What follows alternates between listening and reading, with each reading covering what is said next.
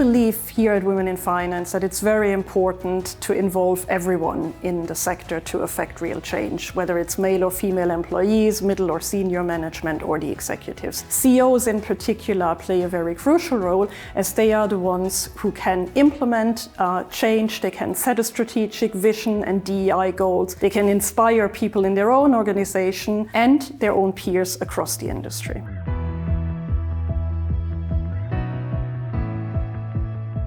For me, the CEO are really key in this debate.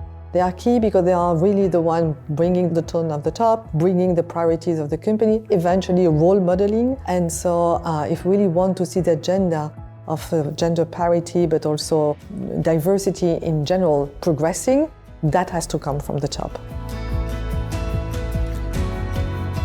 Today we brought together 27 CEOs who all took time out of their busy schedules to discuss inclusive workforce planning. We shared some data from the sector with them to look at potential issues, and they were discussing how to better retain and grow talent, how to address specific challenges on culture, and shared best practices amongst each other on those topics.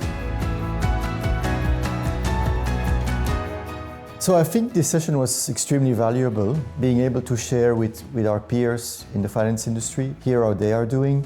And I think what it does is it's really, makes us stop for a moment and realize that there's still a long way to go, and probably, more awareness that needs to be created within the company.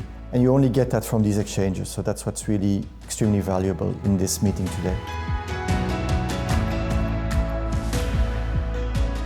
Well, I must say it was a very pleasant session because it's a very important topic for society, but for Athora as well as specifically. And what I really like is the combination of, on one side, to have a number of data, information on the sector and seeing how colleagues are doing on that very important topic so that we can compare the company towards the sector. But next to that, then there are the actual conversations where it's really interesting to see that next to the concepts, how people are tackling the challenges on a very concrete basis and a very pragmatic basis, and the challenges that they're encountering as well in doing so. So for me, a great learning moment. The outcome of the session will be shared with the HR directors and DEI experts of all of the member companies of Women in Finance. And we will then organize sessions where we discuss the practical next steps and how those key takeaways can lead to real implementations in the companies. And this will obviously also guide the work that we as a workstream and Women in Finance at large will be doing in 2025.